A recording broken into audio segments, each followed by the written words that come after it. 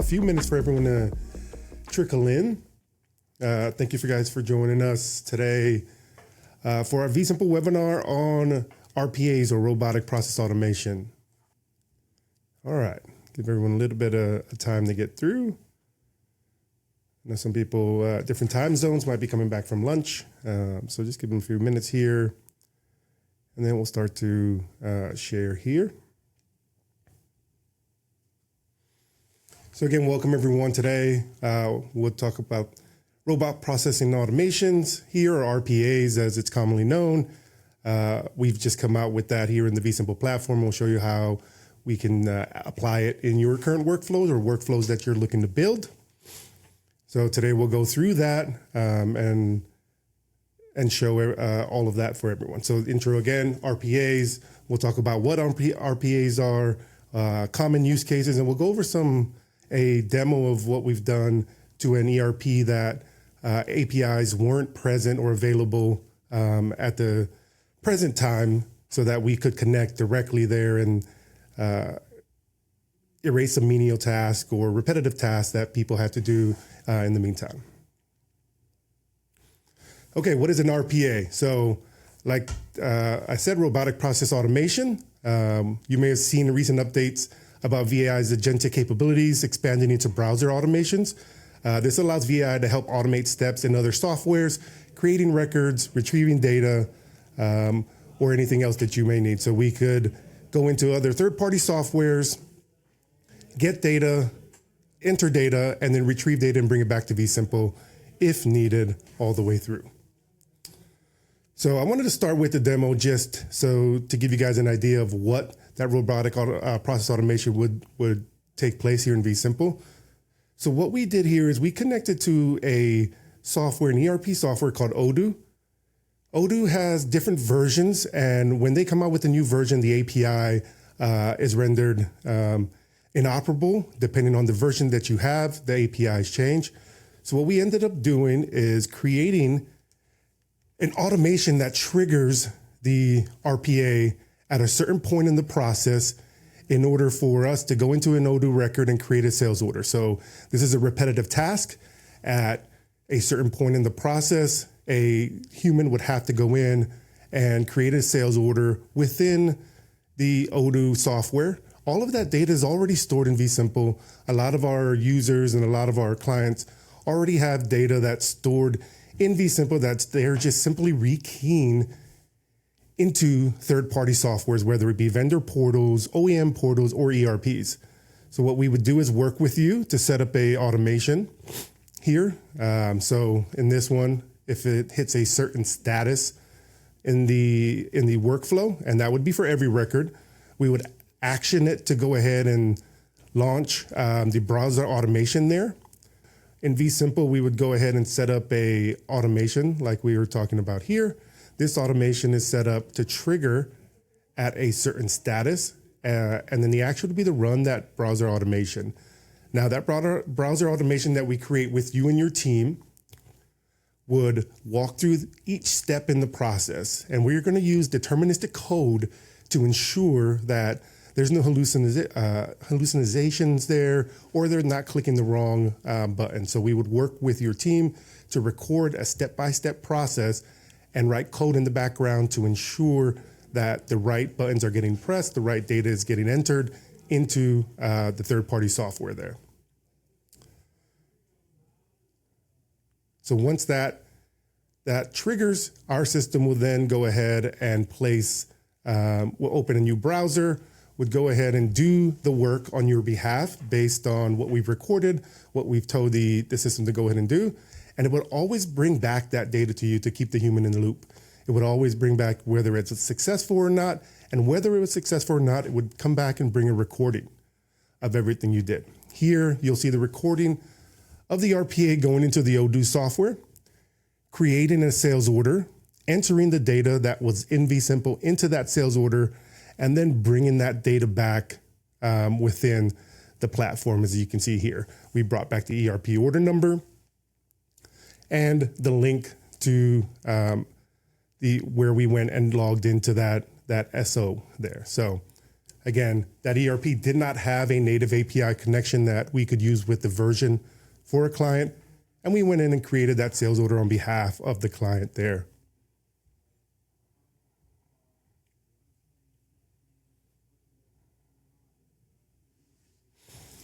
So that was an example or use case of the RPA using with our ERP. So any type of ERP, as long as it's accessible via the web browser. So older ERPs that do not have active APIs, or if you have to buy an expensive license to access the APIs, so older models such as older Quipware or ELC versions, those type of ERPs, or any type of ERPs, even if it's cloud-based that has no API capabilities, or the API capabilities are not present for the version that you're on. Now, OEM portals are an interesting one. So we have some material handling people here on the line, and even some furniture dealers or other people that deal with a manufacturer portal. So we can go into those manufacturing portals based upon predetermined automations and go in and likely grab updates such as ship dates or serial numbers or sales orders or updates that are in the manufacturer portal that has saved time for the human to do it on behalf of that user.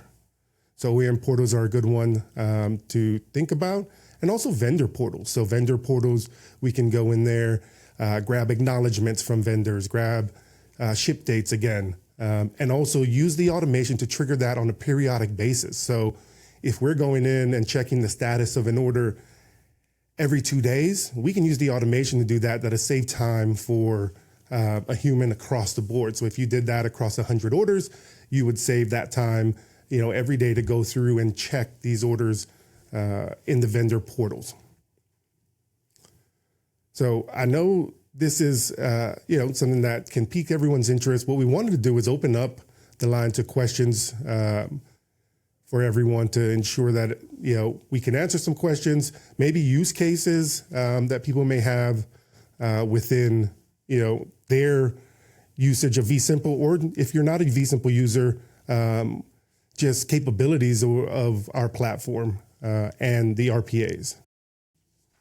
Again, if we have any of our material handling and I'm well versed in some of the material handling use cases.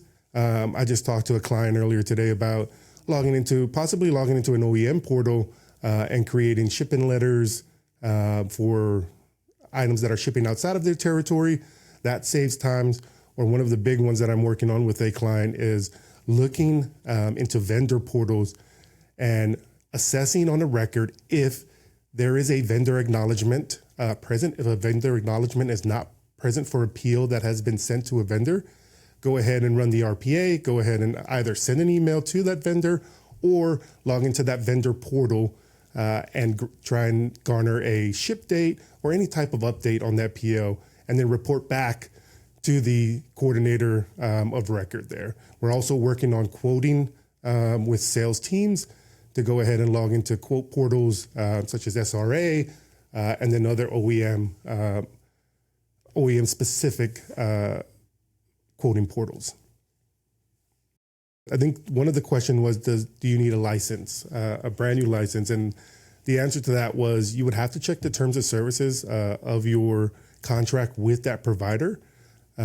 We can use the individual's license that is triggering the automation. So it could say this individual is the one that did the action within your system. So you won't have to, if they did allow for that. But just the best practice is to, if there is a available license, or if you can get a license for that RPA, you would want to create a minimum access for that RPA. So if you want them just to create a sales order or just to update, a few fields or whatever within that ERP or within that platform, you would want to give them the access to just do that minimum capabilities. And that would ensure that if at any point that RPA does, try to do something that it's not programmed to do, which we don't we don't foresee that, but I know that is a concern, that the access will not be granted for that RPA to do that action. So that is the best way if you're concerned about security, which we are, and I know everyone is, but that would be the best way to protect against that.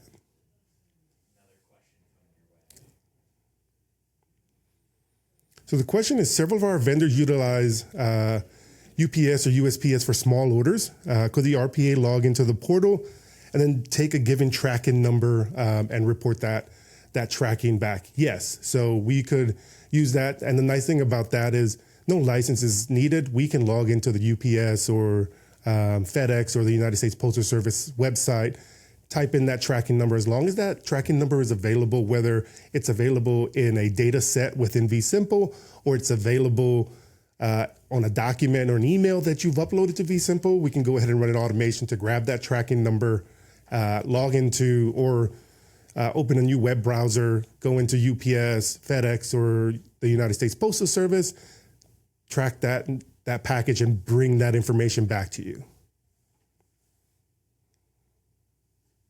So that's a good question, right? So readily accessible sites such as UPS, FedEx, United States Postal Service, right? Anything that anyone can access, that's an easy action for us to take, especially for high volume orders. And that's a nice way there. We can add an automation in conjunction with your RPA to get that tracking information, and also send an email to your customer on behalf of your sales rep, your sales coordinator, when we get that information within the vSimple platform. So again, tying in the RPA within your platform to use not just RPAs, automation, the VAI, and also rules to ensure that what you need to be done within your platform is being completed on your terms and not on the RPA's terms. It would be in the vendor portal. So right now our PMs log in and get the tracking number from the supplier or open the browser. So that's the same thing, right? We would go in based on the PO that you would enter into vSimple. We would have a trigger, whether it be a time-based trigger, a status-based trigger, and then we would log into that vendor portal, type in that PO there, pull that tracking number, bring it back to vSimple, and then you would have another automation that would then open a web browser, go into the FedEx, UPS, or the United States Postal Service, type in that tracking number, and then bring that tracking back into the system. Again, right, having the vSimple platform is great because you've already incorporated the base of what you need, right? We have the data, your data in there for our current clients. You have your processes in there. Now it's just trying to streamline those processes by using either the automations that we've created. I know a lot of you have automations that, notify people automatically within the system, but also using this RPA feature that we just came out with that we're very excited about to cut down on some of the day-to-day tasks that take you away from the more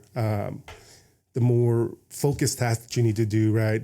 Making sure that the customer is taken care of, rather than going and dropping what you're doing to go log in and answer a question that is, readily available for our RPA to access. All right. Well, thanks everyone for joining today. These are short sessions and they're made made for short informational sessions. We are not trying to give all the information about RPAs in just this 30 minutes. If you have more questions about RPAs or the capabilities, you can either contact your account manager, reach out on our website, or a lot of you have our emails here within the company. Please reach out. We'll be happy to talk to you about the RPAs and how they can impact your business. And also keep a lookout for the next session, which will come here later this month. And the topics for the next series there would all be placed within our website and our marketing tools. So we thank you guys for joining, and we hope you guys got a little bit of information out of this. And again, if you need any help with implementing any of this or just had any common questions, please reach out via email, chat, or via our website.